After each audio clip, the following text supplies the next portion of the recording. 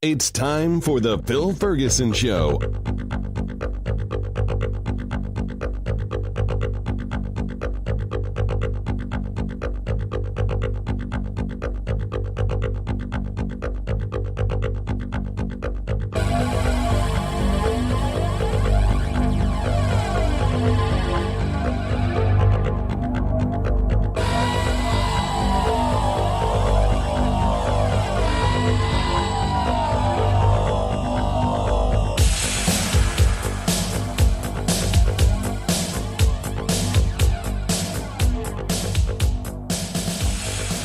Hello, everybody. This is Phil Ferguson, and you are listening to The Phil Ferguson Show.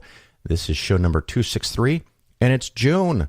I am so excited. We have a lot to cover today, so the little intro commentary is going to be a little bit short. As you're listening to this, I am traveling. Yes, I did this magically in advance, knowing that I would put it out right after June. And we have a brand new book to celebrate, Women versus Religion. And today's interview is another segment on that book.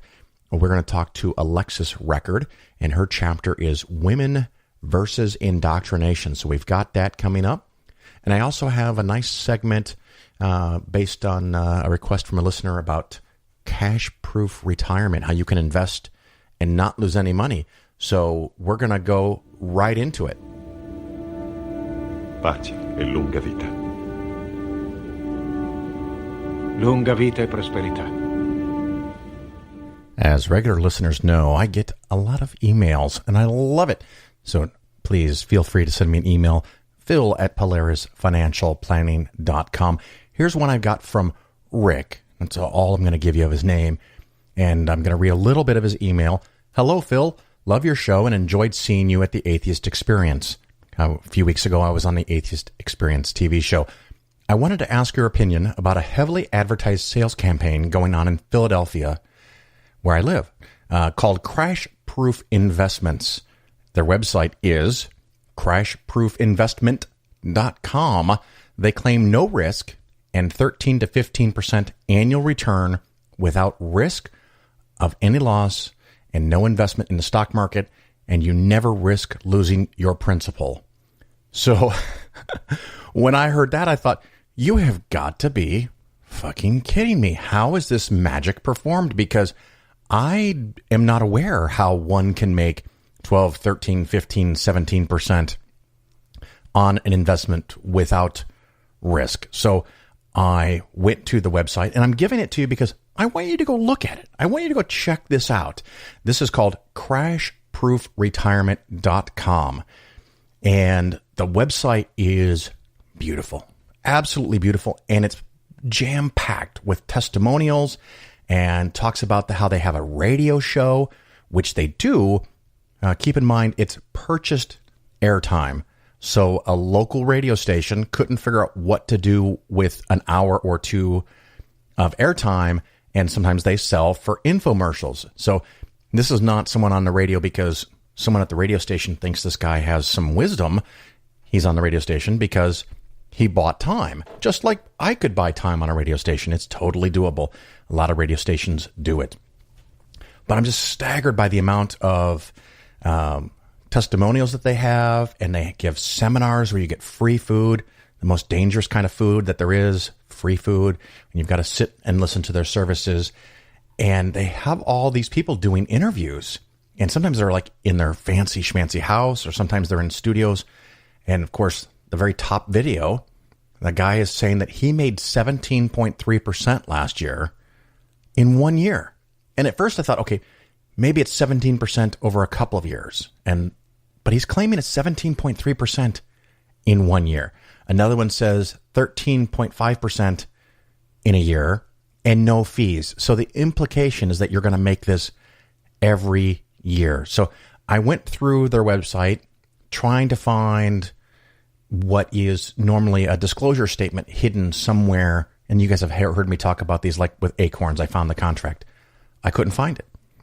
I couldn't find what they're doing. They talk about they have a special system, the crash-proof system where you'll never lose money. But they don't tell you what their system is. They don't give you any information about what they're actually doing. So my first thought was that they were doing something like viaticals. I've talked about them in the past. Viaticals is where you buy someone else's life insurance policy after they've been declared critically ill and that their life expectancy is only a couple of years. And so you can make 20, 25, 30%. And people who run those commercials will say, so-and-so made 40% on his money. You don't know that it took him 8 years for that person to pass away, and you've got to make the premiums. That's a whole other thing. Apparently, that's not what they're doing. So like I said, I went through this website, couldn't find any real detail, a lot of glitz, and it's a husband and wife team, and they look very slick. I had some different words, but I don't want to get sued. So they look very slick, very professional, maybe too slick for me, but that's, my style. And you can find all kinds about it. When I went to their testimonial page, this was amazing. There's probably a couple hundred videos that they have of people saying how awesome their investments are. And they're all on YouTube. And I went to YouTube, and the neat thing about YouTube is it has counts for how many people have watched these videos. And a lot of these videos have 20, 50, 70 views. Even the ones that they featured only had a couple hundred views. So that was kind of a shock that, he's got this secret to success. Why is it that almost no one has seen these videos? So maybe because there's so many of them. I don't know. But they have claims all over the board at how their performance is doing. And I thought, how can I get more information? And I was tempted to sign up and get a call, but I live in Illinois and they're licensed only in a couple of states. And that told me something. First of all, they're not a registered investment advisor like Polaris is, because as a registered investment advisor, you normally want to tell somebody that. So they're not that. And it sounds like they're selling some kind of insurance product. So we have that. And that is probably why they have to register in other states, because insurance is much more stringent about you working out of state than investment advisors. Because with a registered investment advisor, which is what Polaris is, I can work in any state as long as I don't have too many clients. Insurance is a little more picky. So if I contact them from Illinois, I probably can't get in. And then I did one of my super secret tricks with the Google. I put in crash-proof retirement and then the word scam, S-C-A-M. I am not saying that crash-proof retirement is a scam. I'm not calling it a scam. That's just a trick I use to search for potentially alternate positions on this type of product or investment to see what comes up. And I found several different things that were very informative. And then I hit the jackpot. This is from the Inquirer newspaper, daily news newspaper out of Philadelphia, which is where this guy is based. And two reporters, I don't know how to say the last name, so I'm going to slaughter them here. Mark Fazola and Aaron Arvidlund. So my apologies, authors. I have not talked to them. I would love to, but I just couldn't wait. I had to go, and they did a lot of research. So if you want to really dig in, I'm going to talk about stuff that they talk about in their article, but I want to make sure that they get the credit for doing this work, because Phil did not do it. Phil did not do this research. They did this. Again, if you search for the name of the company, Crash Proof Retirement, and the Inquirer or Philly Daily News, you should find this. The title of the article it's a long one, so get ready.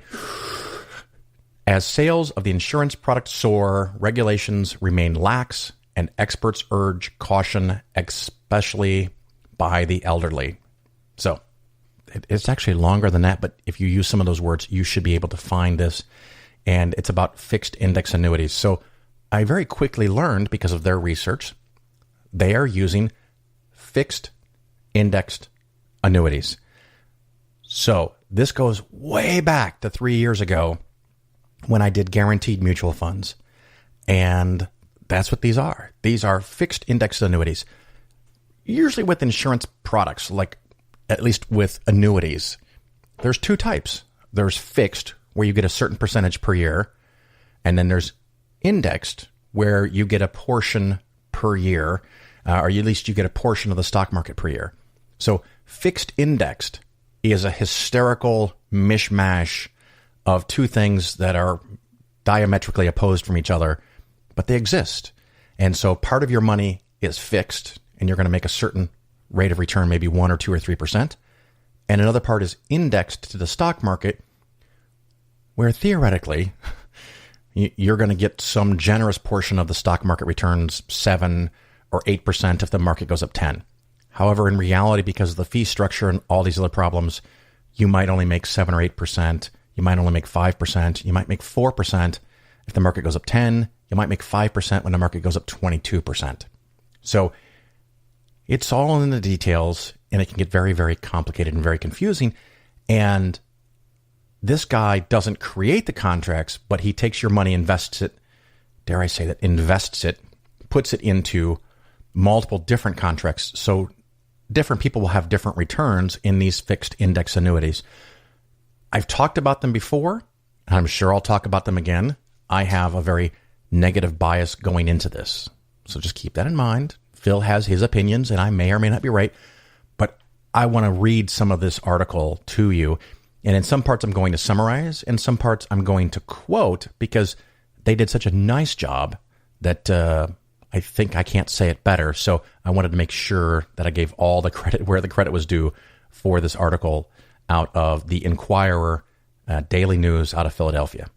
It looks like these authors went to one of his sessions where they meet in a schwanky hotel, and you get a free dinner that probably would cost you $50 or $80 and maybe some drinks, whatever. And then they sit you down and they educate you about the reality.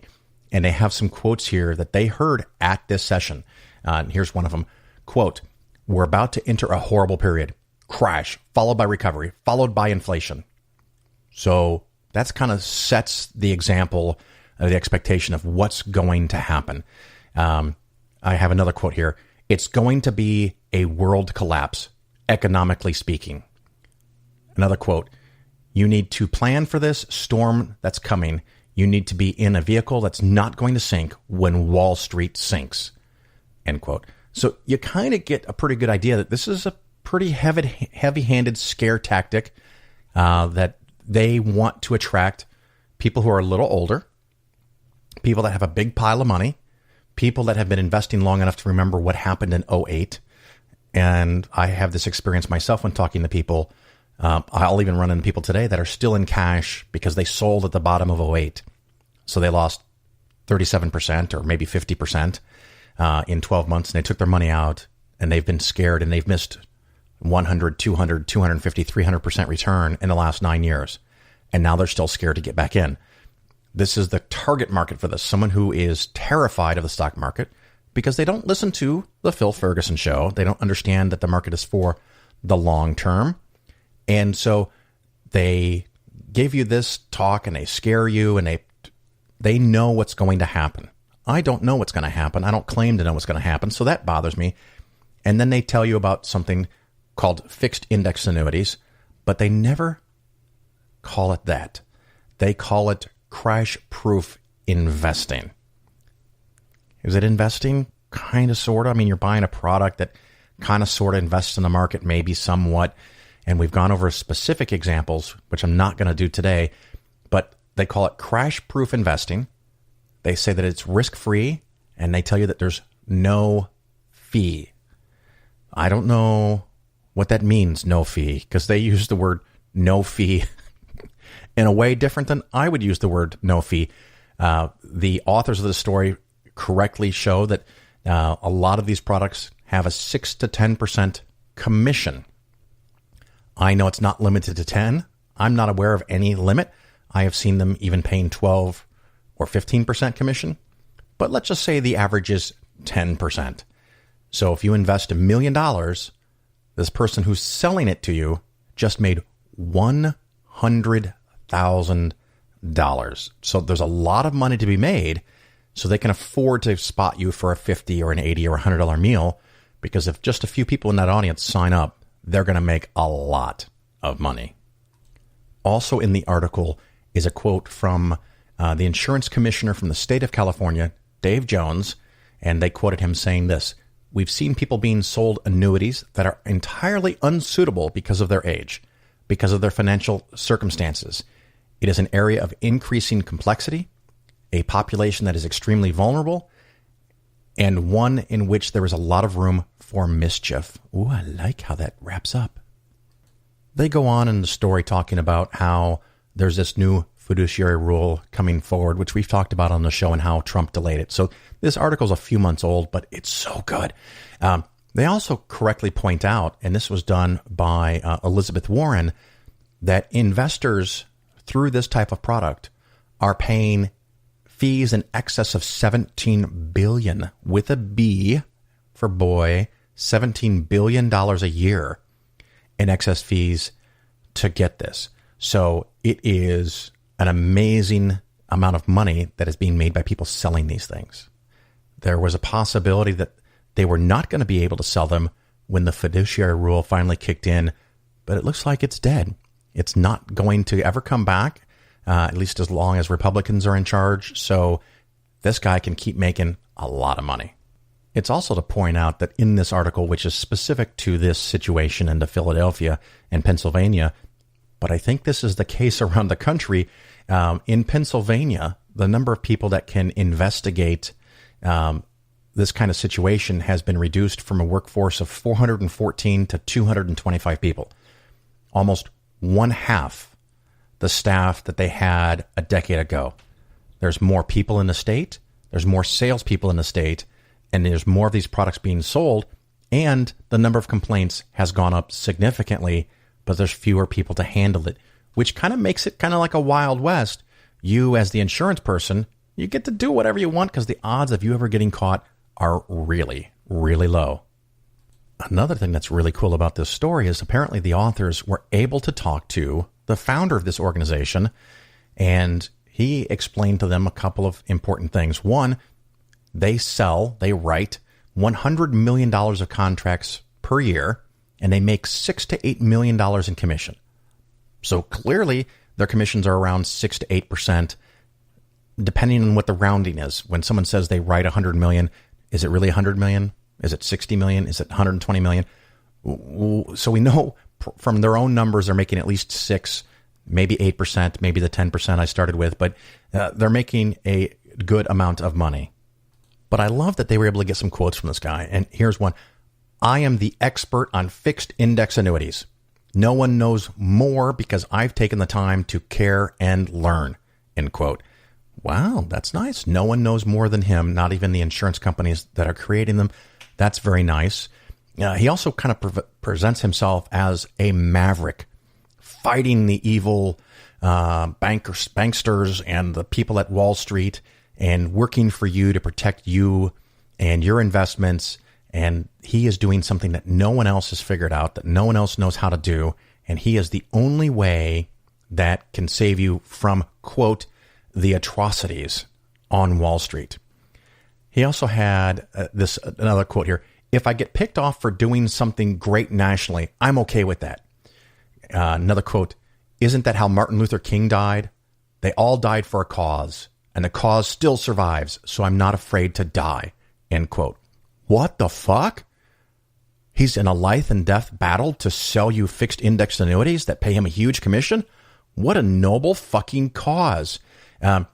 He goes on to talk about how they are acting as fiduciaries. I don't believe that's correct.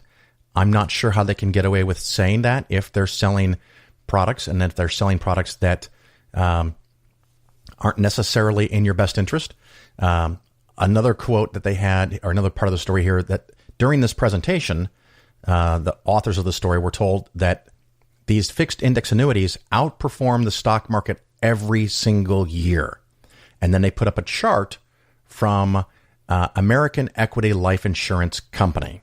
And the chart is in the newspaper story. This is fantastic. And it shows monthly returns by year from the S&P 500 versus one of the products, a product. I don't know which one because it doesn't tell you. But the interesting thing is it's cumulative returns. So 1998, of course, the stock market went up a lot, and then it had the dot-com crash. And in 2000, 2001, in the 2002 even, it was down significantly, where whatever they are talking about kept making some money or didn't lose money when the market went down.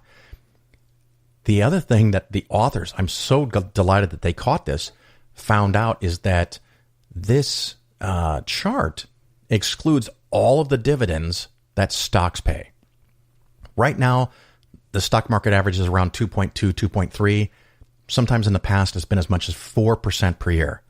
They've excluded all of that dividend, and it's not included. And they asked him, why would you include a chart that doesn't include the dividends? And he said that because this chart has been, it was from the insurance company, and the insurance company must know what they're doing, and he's not aware of the state agency saying he can't use it. And they went to the Pennsylvania Insurance Regulatory Agency, and they said that they don't approve anything for being shown to customers, potential customers. They only investigate things that have specific complaints. So someone would have to specifically complain about this chart and find out if it's accurate or not. And it's accurate if you have all the correct disclosures. As an example, it doesn't include any of the dividends from the S&P 500. And as we've talked many times before on the show, they cherry-picked certain dates to get things to look a certain way. So we can have fun with charts and the old figures lie and liars figures. They also got from the owner of this company, quote, licensed professionals in our industry must operate under a fiduciary duty. No, they don't. Not as a salesperson for index fixed annuities. You have to be only a registered investment advisor. And you can ask somebody, are you a registered investment advisor? And then even then, they may not always act as a fiduciary. It's a great question to ask, and you should make them put it in writing that, yes, I am a fiduciary, and I will always act as a fiduciary. It's really simple. So, that's some of the things here. That the other thing that is important about this, they dug this up. I was so impressed. This is great journalism. I'm very impressed. Did way more than I could do, especially it was already done, so I could just cheat and tell you guys about it. In 1990, the guy who founded this company was fined $10,000, and his license was suspended for 3 months, and he was accused of improper sales of health insurance policies to the elderly. He says that his competitors set him up, and because of his incredible success, they are trying to undermine him. He has other lawsuits in the works, and other complaints that he is fighting currently with regulators. So I'm not very interested in these products. And like I said, we've talked about fixed index annuities in the past. And if you're interested, maybe I can resurrect one of those old episodes or do it again. Or if I get another fixed index annuity in great detail, I can walk through that. So if anyone's been presented one of these things, if you've met with an advisor, and I got my radio scare quotes up, an advisor that suggested you used a fixed index annuity or something where it promised any kind of guarantees where you can't lose money, or you can make most of the money when the market goes up, but not lose when it goes down. I want to know about it. And we can talk about it. Now, the last thing in this article, which was great, absolutely fantastic, they talked about some of the testimonials where they had a person that did a testimonial, and the image reads 8.3% 1 year average. Now, I love that 1 year average. It's not really an average if it's just 1 year, but whatever. They went and found this person, and he bought an annuity in 2014, and he said that he's getting about 4 or 5% return per year, and he's happy with that. Well, that's great. If it's sold as 4 or 5% a year and you get 4 or 5% per year and it's all clear what you're going to get, I don't necessarily have a problem with it. I think there's better ways you can do all of this, and that becomes a matter of opinion, but that's a problem. When they talked to the firm said that their number was accurate because this person got a signing bonus. And so in the first year, they made a 10% bonus, and they included the 10% bonus in the calculation of the return figures. So it's kind of like a signing bonus. And I've talked about this some in the past. It's kind of like you get signed for a football team or something and you get a signing bonus. So if you invest $100,000, they give you a bonus of 10% or $10,000. If that first year you make 2%, then it could look like you made 12%. And that's how they're presenting some of these numbers. You maybe made 4 or 5 or 7% that first year. And the first year last year was a year where the market went up 22%. So if the market went up 22%, you only made 7 plus a 10% signing bonus. They think it's legitimate to claim that you made 17%. You could argue that you did make 17%, but it is what it is, just how you want to look at it. They found another one with a photo of another investor that said he's made 6.2% per year. When they talked to the actual person, they went and found him. He said that he's made between 1 and 1.75% per year, not 6.2%. They asked the company about it, and the company said that includes the 10% bonus over 2 years, which adds 5% to it, which is why they came up with 6.2%. Some of the products that they're using have penalties to get out early. So, for example, you buy it. If you leave any time in the next 10 years, you may pay a penalty. Common in the industry is 10%, and then after a year, 9%, and then after that, 8%. I have had clients come to me where that never goes away. So as long as you're adding money, or sometimes even the dividends you made in the previous year, if you take that money out next year, you have to pay the 10% on that. Well, the authors for this found out that some of the products they're selling have penalties as high as 22%. So you put in $100,000, you get a 10% bonus, you've got 110. You change your mind, you forfeit the 10% bonus, and then you pay a 22% penalty to get out. That does not sound like a good investment. And of course, this is all wrapped in fear and panic and, oh my God, this is going to happen to you. And of course, if you're near retirement and you want something conservative and safe, which is what they're promoting, you can't take money out for 10 years because of the penalties. So if you're 5 years from retirement, you want something really safe, you buy this, and when you get around to finally taking money out, it's filled with penalties and costs. And meanwhile, this guy and his wife are making $6 to $8 million a year and trying to get more and more customers because that's not enough. Anyway, much longer than I wanted to go. So that's a little bit about fixed index annuities and a neat little company that someone who listens to the show sent me to called Crash Proof Retirement.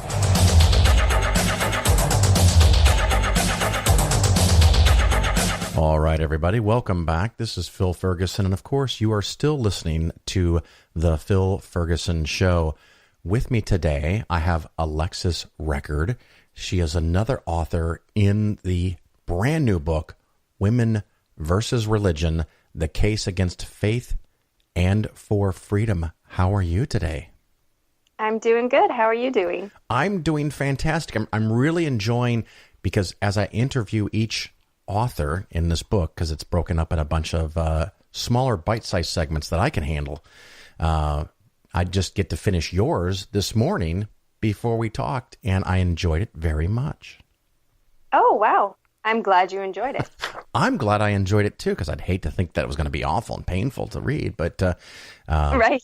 It was very, I don't know, very thoughtful, and I really liked the imagery that you were able to create in such short amounts of space. So kudos. Thank you very much. I know it's edited down from, I think we were given an 8,000 word limit. I know I went over that a bit, but I came down from like 50,000 words. So I see. You're welcome the rest of the book. Well, and it's, I think it was at 12 or 13 parts. And all the parts that I've read so far are delightful. So I look forward to finishing all of it. Unfortunately, now it's competing with my time to read the Comey book.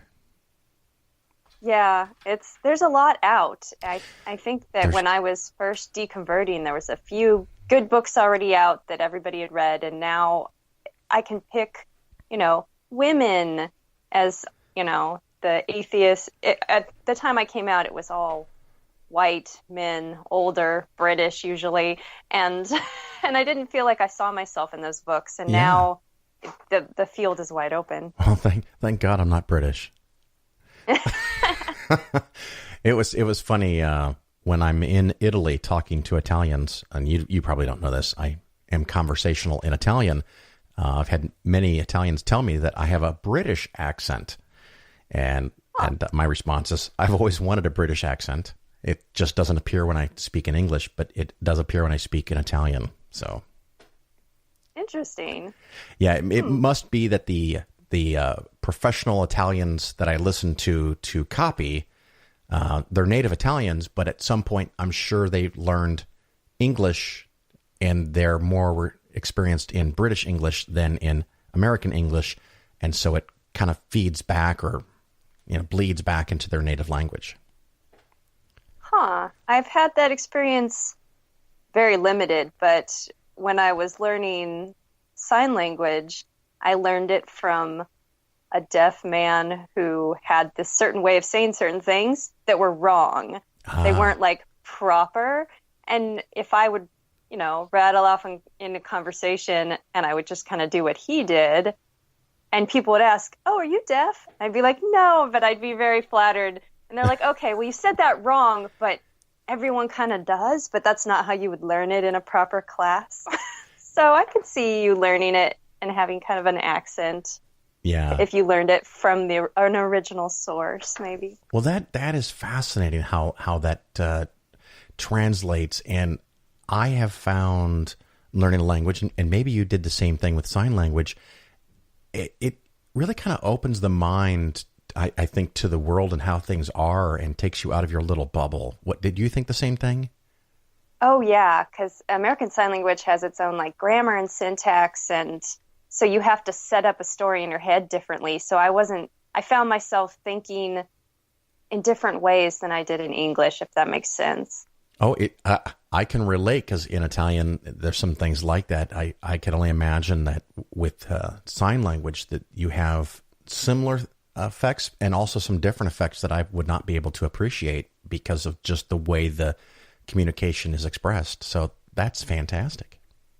Yeah, I had to get expressive because I wasn't naturally expressive, and I really missed my lack of eyebrows. I have a very, very blonde facial hair. Yeah. So much of ASL was expressive, and they had, mouth morphemes, and if you have to say this word, it's this sign, and your eyebrows do this thing, and your classifiers. I don't know. It's really interesting, and really got me to experience language and experience it differently. I see. So now do you have on the super mega thick painted on eyebrows? I actually had to paint in my eyebrows when I went to do the ITP, which was the interpreter training program. And the instructor made me paint eyebrows on when he was grading my grammar and stuff, which I haven't had to do since. Nobody, none of my deaf friends, none of my deaf coworkers made me do that. It was just the hard-nosed professor, because he had to make sure I was raising those eyebrows that are non-existent. Well, the one thing that I suffer when I speak Italian, and of course I had no expectation we'd be having this part of this fun conversation, but I learned formal Italian, and so when I'm talking to an Italian person, they're always correcting me and saying, "No, you can be more casual," but I'd rather err on the side of polite and formal than sloppy and awkward or something. So, yeah, I had the opposite. I learned all the casual because I worked in a deaf publishing company where my employer and my coworkers are deaf, and I'm answering a video phone. So I learned conversational slang, and then I went to ITP classes where they were like, "No, you do it this way." I'm like, okay. I guess it's the difference. It's the difference between are you doing that? We do CH. We put a CH in our instead of YOU. What you doing? And in sign language, there's a similar, you do something kind of quick with your hands, and you don't no, you don't finger spell every letter. You don't, and it's quick and Yeah. sloppy, but it communicates and it's more natural. But if you're doing, I guess, professional interpreting, which I didn't really do very much, I enjoyed the more conversational, and I enjoyed working in the publishing company, but I didn't ever really enjoy being an interpreter. I was a Catholic priest once, so I can always say that I got to be a Catholic priest because I was interpreting for him and people are looking at me. I guess that was fun. You found a way through the gender barrier to be a priest. Yeah. I got to be a priest. I think Catholics would argue I wasn't, but hey, I was up there doing Father, Son, and Holy Ghost, and I had fun. Speaking of Catholics, did you see the video where the Pope again told a little boy that atheists do get to go to heaven? Yeah, he implied it strongly, and he gave him a hug, and yeah. It was so sweet. I had those sticky situations when like a friend would ask, "Do you think I'm going to hell?" And I would soft pedal the crap out of that, even though at church, like the day before, I would be like, "Yeah, unbelievers go to hell." But it's different when you're like in theology land, just talking in abstracts, and when you're in the real world, going, "Oh, that's what the theology means for this person. Oh, that sucks. I'm gonna take a step back from that." And I like that I do that, you do that. Religious believers do that. Even the freaking Pope does that. Yeah, it's a funny thing. I've been in a couple different community organizations, and we had a speaker come one time, and he talked about, what did they call it? Like the 512 window or something like that. And he was used to talking to his people, very religious people. And everyone in the meeting, thankfully, they didn't know what he was saying, but I knew what he was saying, and I was mortified by what he was saying because I understood what he was saying. And I may be explaining it wrong, but he's talking about this window that between like the ages of 5 and 12, you have to get to the kids, because if you don't get to them before they're over a certain age, you may never be able to save them and protect them and get to believe in Jesus. And that kind of wraps right in, and I'm going to go to your story here because we do have to talk about the book a little. Your chapter is Women versus Indoctrination. And so with this 512 window, they're talking about how kids have to be brought up, trained up as a Christian at a young age, or they might lose them. And I got the impression, I'm being a little facetious here, that that happened to you. Can you tell us about your childhood and how you grew up? Sure, yeah. And I've heard the age of accountability being 11 or 12, or I think the Left Behind series, the Piercing the Darkness in This Present Darkness. Those are books that I was raised on where they had this age of accountability idea. Yeah. We would have thought 5 is way too old. So I became a believer in Jesus Christ when I was 3. And I don't know if I remember it or if I've just been told the stories often enough that I kind of like, you know. Isn't it tricky? Yeah, that became my memory maybe. So that was my experience, was little. And like my first Bible verses were before I have a working memory. And so I was rattling off scripture verses before I could hold long-term memory before I was 5. Yeah. So you accepted Jesus at 3 and you got baptized also very early. What was the age of that? I think it was 8 actually. So it was more closer to like normal. I remember that. Yeah. I don't remember my baptism because in the Methodist church, they did that, a few weeks after you get out of the hospital kind of thing. Because they don't want to have any risk because, if something happens, you're covered. Right. Yeah. Well, we were Baptists, so, you guys were heathens and we immersed like the good Lord. I was surprised. I was surprised when I was in Arkansas. My regular listeners know, but you don't know it. That's the proper way to say that state below Missouri, Arkansas. it was very common. Missouri. Yeah, Missouri. It was very common for them to say that Catholics weren't actually Christians. So, oh yeah. So you have Christians and atheists and Catholics, and you're like, wait, what? Yeah. In my missionary training, we had to watch a video on how Catholics were kind of being run by Satan, and there was some truly saved people, but they were like baby Christians because they could never get the meat of the word because it was a cult, and it was a cult of Mary, and that was my training. My training also included very specifically that we should target children, and it was pushed very hard. They showed like statistics of like when people came to know the Lord, and the vast majority were small children. And so we were pushed. So all my missionary efforts, like in Africa or in the Middle East, were kids programs. I taught Bible stories to children. When we really pushed health theology on children, and we really pushed, if you want to be good and please the grown-ups, you need to accept Christ, who's the ultimate grown-up. And, it was, really messed up.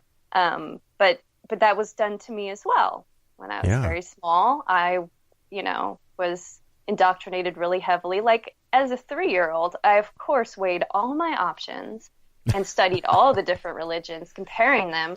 And then used my developed brain to, no, it's indoctrination. You're told what to believe, and it is tied to pleasing your parents, which is your first relationship, which, the psychology behind it, the neurology behind it is very clear. Like if you're not a believer that in your parents' religion at 3, something's wrong. Something's wrong in that fundamental relationship.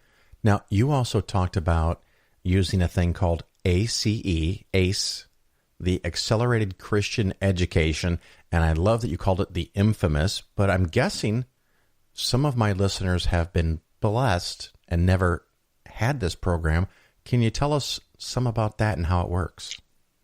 Sure. ACE was started many decades ago in Texas, and the founder has infamously said that he did not want to give a child a good education. That was not the goal of ACE. The goal was to, bring up stewards for the Lord and bring up true believers who would, follow Christ.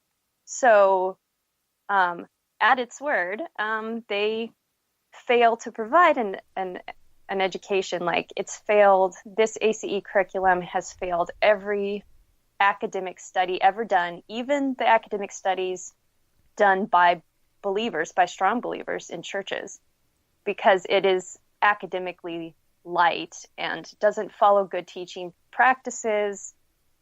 So you have examples of this you can go to YouTube and people will like show you, this is a curriculum for 14-year-olds and this is world history. I think Johnny Scaramanga, I just watched a YouTube video of him doing this, and he showed, I'm a 14-year-old. This is world history.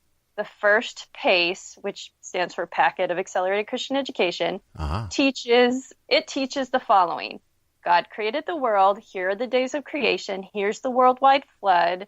Here, and the questions at the end of the book were, God created the world, fill in blank, or, hippopotamus. It was, it's not rigorous. So it also does not require the student to remember the last book to complete the next book. There's no cumulative test at the end of the year. There's no academic rigor whatsoever. So what you have is you have students who maybe pass these tests fine, but don't actually have any knowledge that they retain long term as on par with their peers.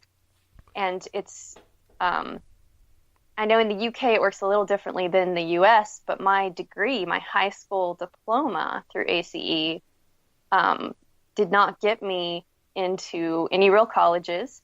I bombed my SATs, ACTs.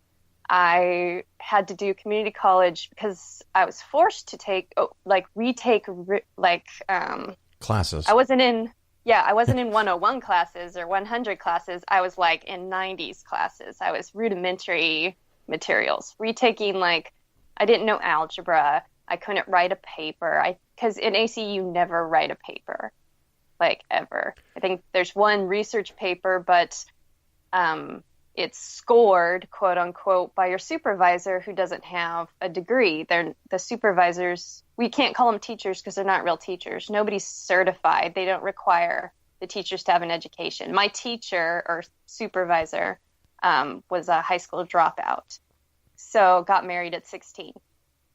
So, like, my paper, I remember my only paper they ever had me do in that whole school wasn't a real paper, wasn't graded by a real teacher, and they just liked the topic. I did the topic on why cults are bad, and then I did like 4 cults that were not my brand of Christianity. One was Catholic, one was Mormon, so like other Christian religions, right? And why they're going to hell and why they don't follow the Bible. And I still have it somewhere, but I've reread it. Oh, and it's ridiculous. You should publish that. That sounds great. Well, I'm also thinking in a really weird way, I'm impressed because this is one of those rare moments that through Christianity, it sounds like there was truth in advertising because they said that you're not going to get an education and you're going to get indoctrinated, and you did. And I did, yeah. They also said the truth would set me free, and it did. So wow. So you got all the way through high school in this stuff? Yes. So I was 18 years old, and I had started with the learning. I had gone through a public school for kindergarten, which was only a few hours in the morning and more like a preschool, like a daycare. It didn't really teach you anything. And then I did 1 year of first grade before my parents were encouraged by our pastor to pull us out because our school was run by Satan. Yeah. And as proof of that, they sing Halloween-themed songs around October. Oh, my God. So Halloween was present in the school, so it was evil and run by Satan. And we were pulled out. And then instead of going into second grade, I would have gone into second grade. I was put in preschool in the Christian ACE school because I could redo all the godless, yeah, and I'd learned. Did the parents pay for this program? Oh, yes. Yeah. The nose. So there's revenue for the school/minister, somebody, anyway. Greased palms. Yes, it's a money-making scam that is not. The books aren't written by teachers; they're written by pastors. There's no scientists writing the science books, and that's why the science books say the Loch Ness monster is real and disproves evolution. But now wait a minute. Are you saying the Loch Ness monster is not real? Well, I'm going to prove, because I'm going to Scotland next month, and I'm going to find Nessie and get all the Jesus points, because then evolution could be see for the lie it is. And because God created dinosaurs like the same day as man. Yeah, they just didn't get on the boat. Sorry.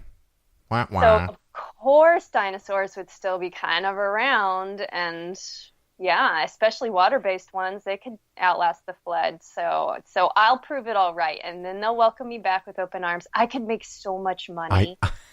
I've had that thought many times. I have said that if I ever lost my moral compass, I could start a religion. Although I've now come up with a new one, I could launch a cryptocurrency. Yeah, that would work. Yeah, that's quick and easy money. So you graduate high school. What level would you say your education was? It wasn't a 12-year education level. Have you thought about this? What would you say? Well, my daughter right now is in 5th grade, and I am to the point where every homework assignment she brings home is new to me. Like, I never learned any of this. So I want to say a middle school education was where I was kind of at, but she's in elementary school technically. There's a lot about the world I didn't know, and I didn't know how to find good information either. And you might not have even known that you needed to find different information. Right, yeah. I was the 30-year-old woman Googling, is hell real? And Googling, how do we know that angels aren't around? And because I had no idea what lines of evidence were, and I fell for a ton of pseudoscience, which sucks when you have a daughter. I didn't say this in the book, but my kids all have severe disabilities. And my daughter was born with arthrogryposis multiplex congenita, which affects all her limbs. She didn't have any major muscle groups because she was born without them, and all her joints are like fixed in place. So she has this huge major disability and looks the worst at birth. We've kind of like done surgeries to get her. We've rotated all 4 of her limbs, like cut and rotated, osteotomies. And Wow. so I'm going through this and realizing like pseudoscience. We took her to a chiropractor, and he kind of like tried to lift her arms, and then he would say, oh, she's doing this better, and we kind of believe it, but she wasn't. And then 2 faith healers had come up to us because we're still young believers. I'm 25 at the time, and declared her fully healed. And we're like, huh. Oh, actually, she was born without biceps. She's not just sitting there like a good baby. She's sitting there like a baby without any muscle to lift her arms. And you've got like, and the look on the faith healer's face was like, oh. And then I realized God had never healed an amputee, ever. And she was like an amputee, only you couldn't see. The limb wasn't completely missing, but the muscle had not grown. The anterior horn cells had not developed into muscle. They had calcified. So if you don't have a body part, is God really going to regrow it? Has he ever? And then, that was the first dominoes in like, is God real? Does prayer work? And I'm sitting here falling for every pseudoscience. I'm like, do salt lamps work? Should I put lavender in her pillow? I'm just trying to heal this very physical condition with pseudoscience because I don't know lines of evidence. I don't know how to look up. ACE didn't prepare me for education, for a career, for stuff like that, right? But it also didn't prepare me to parent my daughter in a healthy way. And that pissed me off. Like, that leaves you without a clue in the world, and you have to live in the world. You have to live in reality. You're part of reality. And here I was like, not knowing which doctors to believe or trust because I had been raised with ACE and in my evangelical church telling me that scientists were puppets of Satan, and doctors have like education too. So are they puppets of Satan? I'm surprised my daughter like survived childhood because she had a pretty high fever once. And I didn't call a doctor or a nurse or take her in. I prayed, and then I put it on social media and asked other people to pray and called the church prayer line instead of like treating the fever because I thought prayer was real. Right. So, so this, like, just not having an education. Sure, I'm 36 years old right now, and I'm taking science classes at the community college down the road with 17-year-olds. Like, yes, it blew up my chances at like a good education or career, sure. But it almost killed my kid also. So it's not just that you were ill-informed, you were malinformed. I mean, you had wrong ideas to supplant the potentially good ideas. And it sounds like, and I don't want to overstate the case, you lack the basic ability to even evaluate and or find information. Correct. That's perfectly correct. Yes. Okay. And so now you're in at some point in time, you were in your 20s. You've got one child, a second one at some point. When did the religion stuff start to be something you had to question? So I feel like, I had my daughter at 25, and that was kind of the first domino, was prayer. And I prayed my way out of religion because I tested prayer and kind of did it with the scientific method before I really knew what the scientific method was. Yeah. And by the 30 was when I had realized, oh no, it's all false. So it took a good 5 years of just trying to, like, one day I read the Bible and realized I don't believe this anymore. This doesn't make sense. This isn't real. And that was it. But the 5 years before that were just, this doesn't line up with reality. And then the cognitive dissonance, pushing that down and finding blogs written by pastors that can like reaffirm my beliefs and then squeaking through. Is this the Beth Moore period?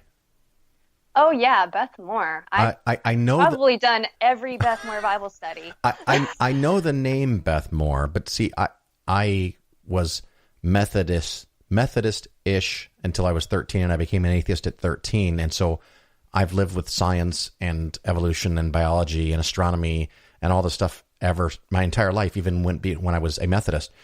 So what is Beth Moore, and what does it mean to go to a Beth Moore Bible study? So, and I got to meet Beth Moore in person too, and I was fangirling like crazy because she came to my Christian college, and I graduated as valedictorian of my Christian college, and Beth Moore is one of those people that loves the Bible and studies the Bible. So she's that true believer that I was. And I was very Bible focused. We had a belief that the Bible was inerrant, which means it had no flaws. And then you go to Bible college and you're like, shoot, what are all these flaws? So how I got around that was I developed a theology of the original autographs were perfect. And then the apographs or the copies of the copies were flawed by humans, but God would still protect his word. And yeah, so wow. I don't know where she falls, like how she makes that sense of that, but she can go through a passage of scripture and you will just listen to her talk about it and think, this is the real deal. Like the Bible's magic. And then now I listen, oh gosh, don't go back. If you become an atheist, don't go back and read the Bible or reread your Beth Moore Bible studies, because you will just depress yourself. Because it's so awkward and awful when you go back and you're like, everything that once inspired you or you thought was so intellectual. Well, and then you take those blinders off and you're like, oh. You had this one line, and I have an advanced copy, listeners. It probably actually is out by the time the interview is public, but you have this one line, and I want to read it to you. Because, again, when I was mentioning the imagery, I thought this was clever. It says, digging into the Bible, searching for truth, was like putting my fingers deep into a sandcastle. It fell apart. Mm-hmm. And I really like that analogy. You're looking for something beyond just sand, and you start digging inside, and you ruined it by looking. Yeah, it was, and I had these pure motives, like I'm looking for truth, and the Bible even says test the Lord in the spots where it says don't test the Lord. It's the Bible's a contradictory mess, but like I had this search for truth, and it was pure, and I'm always thankful for that. Like I had good intentions. Right. And truth can be tested. Truth will hold up to testing. Lies will not. Lies will fall apart. It sounds like you went through, my process was when I was 13, and it was thankfully much briefer. But I kind of had the idea that, well, if this is all true, I should be able to ask questions and poke at it and demand answers, and they should just be there. And when they weren't, I was like, this is all stupid. But I wasn't anywhere near as deep as you were. But, after you talk about some of this stuff and you had a little fun with the zodiac signs, which is awesome, then you have this section, which I really appreciated you throwing this in here. And again, this is another quote from what you wrote. Believers are not stupid. They simply have the human propensity to protect a priori beliefs. Walk me through what you mean there. Okay, so in indoctrination, you kind of adopt your family's belief system. And these are the belief systems that you make a foundation out of your life. So I believe that there was a God. So I have this presumption of God under my feet that takes me through my childhood, that takes me through into adulthood, that takes me through my life.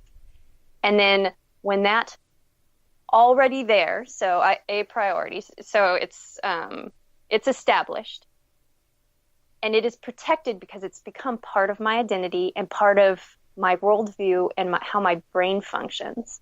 So I'm going through life. If someone were to yank that away, I'm going to resist that because I'll fall over, because everything I've built on top of it will fall over, because that's the rock my sandcastle's built on. So going through life like that and having someone like kick it a bit, which these experiences did, giving birth to a daughter with severe disabilities, was a little nudge to it, but I protected it. And that is like the psychological studies that I put in the chapter show that that's completely normal. That's completely human. We protect our own psyche that way. We protect, if someone said your husband doesn't love you or your daughter doesn't love you or your son doesn't love you, I have that under my feet right now. And it's been, proven, and I've seen that. If someone were to say that, true or not, I would protect it. Yeah. And it's evolutionarily, beneficial through life to protect those views of ourselves. So when that does slip underneath your feet, I think that takes a lot of bravery to come out of that situation, to let it go and realize that it wasn't real. It wasn't there. And then have to rebuild your whole life from nothing, because yes, I was in my 30s and I had just so much up on someone who was in their 60s when they deconverted, or was a kid still living at home with religious parents. Like, those would be much harder situations, I feel. Right. But I still had this lost at sea without anything underneath me. And I wondered, am I a bad person now? Am I just being taken in by Satan? I don't know what to believe or what to think. So protecting that's normal. Letting it go is difficult. And then building yourself back up based on evidence and truth and well-established facts is freeing. Very, very freeing, which is why I love that the word freedom is in the title of Women Be Religion. Like, it wasn't originally, and they were tweaking the title, and now it's not just the case against faith. That's easy to make. But for freedom, because you are finally well established, the sand is gone, and you are just able to take off with the information you have. Now, another section here, you started talking about reliability of holy texts and went into Harry Potter. Share a little bit about that experience and treating Harry Potter as a sacred text. So Harry Potter and the Sacred Text is a project out of Harvard Divinity School. And you can follow along with this on, I think they're on YouTube. But we actually go to a group that meets about every other week. I think we're going to meet this Saturday. And we study Harry Potter like believers study the Quran or the Bible. And it's super fun, especially we have one person who's never been to a Bible study. And oh my. And the rest of us have been in Bible study since we were babies. And so what surprised me is I went as a joke the first time. I may have gone as a joke the next few times. But then at some point, and our little group is led by someone who's going for their master's in psychology and takes it very seriously and is very he picks themes and he really gets into, he wants this to be a transformative experience. He doesn't want this to be a joke. And his kind of seriousness, and then the rest of us are kind of a little giggly and get out of control sometimes, but we will read through chapter at a time, just like if you're doing a walk through the Bible. We will find themes. We will put ourselves into the headspace of the characters.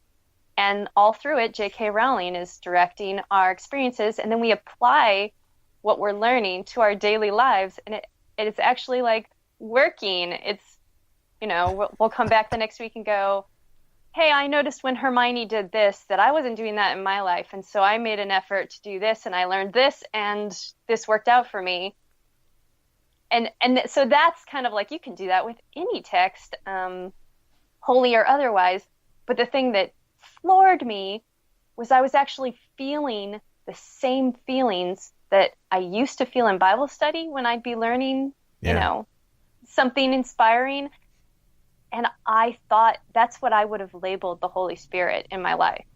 I would have said, I know the Holy Spirit's true and real. I've felt it. Well, it's interesting. That reminds me of a story.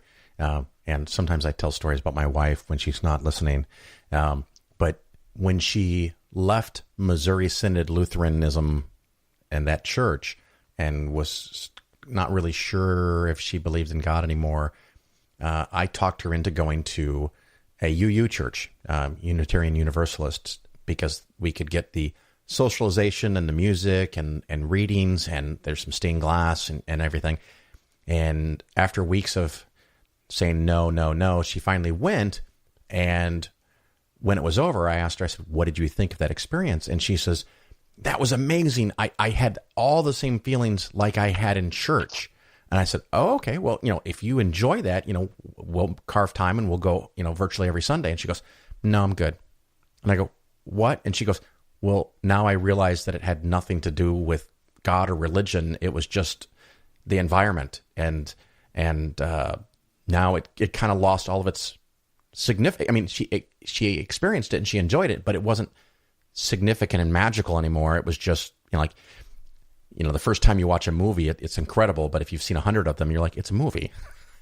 And so all the charm and all the magic was gone. And it's just how people react under certain stimuli. And so it was kind of different. Yeah. She saw how the magic trick was done. Yeah. And now she doesn't have to, it's not going to be like enlightening and like thrilling every time she sees it. Cause she's like, there's a mirror. That was one of the things we did with our kids was we got them a lot of magic tricks when they were really little. And sometimes, when we would come home and show them how the magic tricks worked, they would be very sad because they thought there was something magical. And now it's just a trick. And I go, well, that's the other half of the name. It's a magic trick. So you had this horrible, and I am so sorry to hear about this, indoctrination. And, you're in your 30s learning about how the world works. What do we do about this? How do we prevent this? How can we help? I mean, other than, of course, buying this book and sharing it with friends, what can we do? So,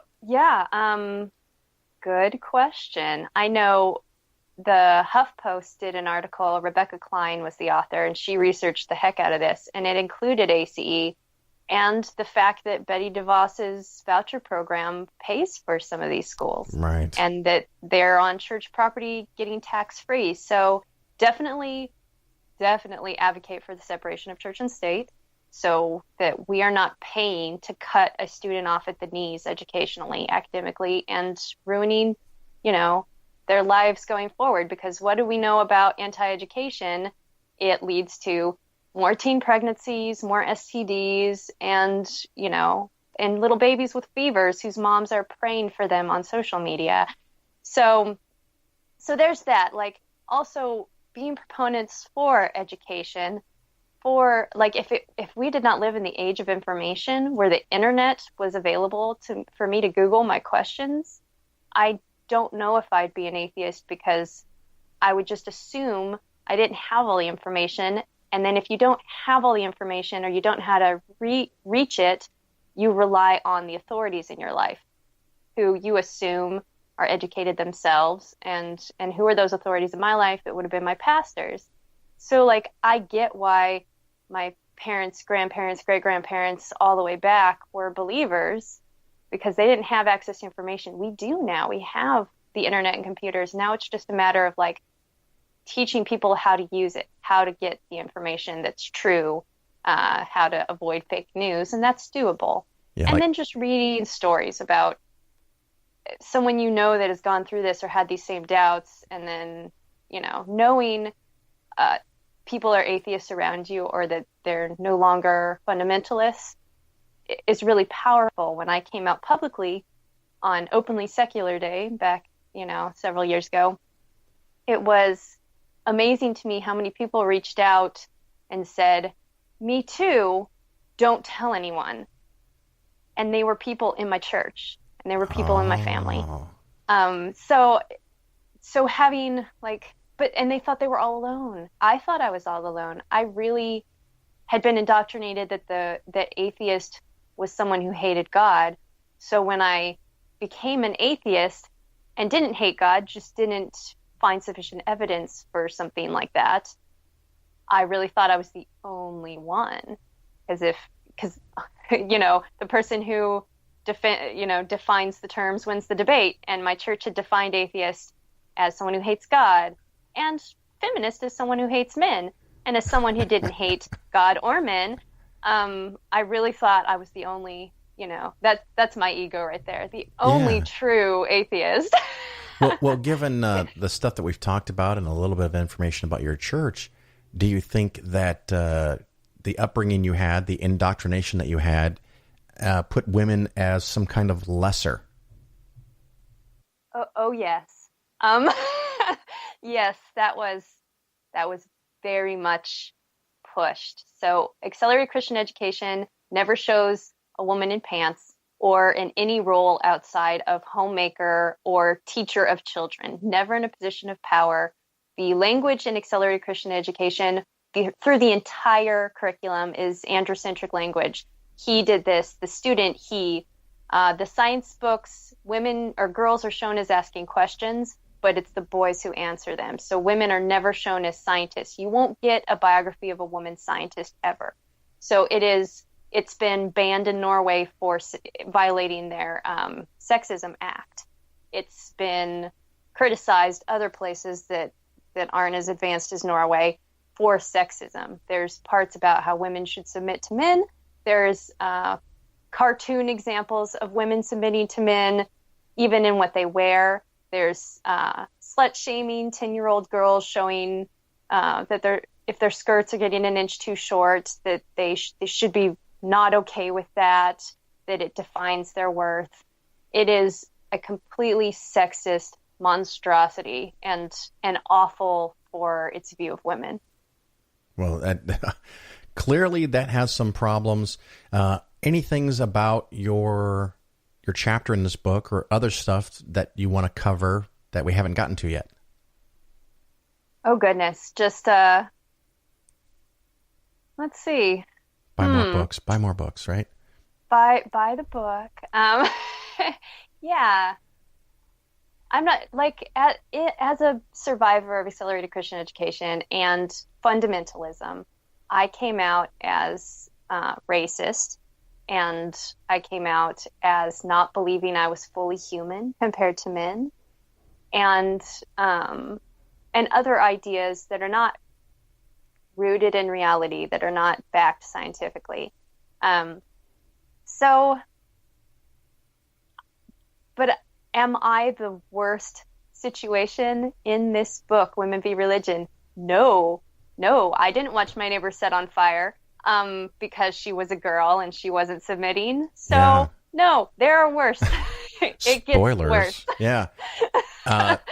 And we have a whole bunch of different of those stories. But, of course, one of the things that I always like to remind people, just because there's something worse going on doesn't mean you can't fix the problem that you know and understand. But, yeah. That's very true. And whatever you're going through, there will be something worse out there, but that doesn't make what you're going through any less legitimate. What I'm saying is the Women v. Religion makes its case. It makes its case, and if you think my story's bad, keep reading. Having read several parts already for doing these interviews, it's very eye-opening, and like I said, and now in light of your story, I'm really stunned because I know for a fact I don't write as well as you do, and I had more opportunity.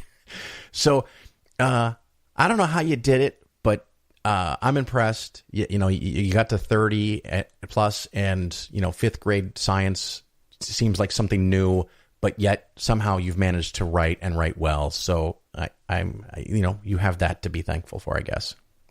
I am thankful for that. I'm thankful that even though I'd never read a real book or written anything through high school, I found that in my very first college class at community college, in this rudimentary, I just found a passion for it and then just killed myself doing it daily for years to catch up. I knew I was deficient and I wanted to be really good at it. And it was so therapeutic. Well, so even if your life is derailed, like I thankfully had enough privilege and I had enough, backing that I was able to pursue it. And I definitely want to create those opportunities for my own children as well. Sure. Well, if you've struck somebody and they think that their life could be made better by talking to you, would you allow that? Can they email you, Twitter? How would you prefer to be contacted, if at all? Absolutely. My email is probably good. It's recordsky@gmail.com. And I'm on Facebook. I'm not cool enough for Twitter yet. I'm on there, but it's I keep thinking about dropping that myself because I don't get it. Yeah, I think it's like the younger generation is all about it. That and Instagram. And like I said, I'm going to community college right now for science classes with 17-year-olds, and it's a whole new world. But Facebook is something I know, and I'm on there all the time. Alexis Record in San Diego, and I get a lot of correspondence. So if someone wanted to reach out to me, you would not be the only one. It happens a lot, and especially since I'm in a lot of the survivor groups for fundamentalism and ACE, and I'm part of the Clergy Project and Sunday Assembly, where we get a lot of religious refugees. So yes, you're instantly family. Well, that is fantastic. Well, I thank you so much for your time and sharing your story and writing about your story. And I have every expectation that you are going to make some lives better. And I appreciate the work that you're doing. Thank you so much. All right. Have a good day. You too. Bye-bye.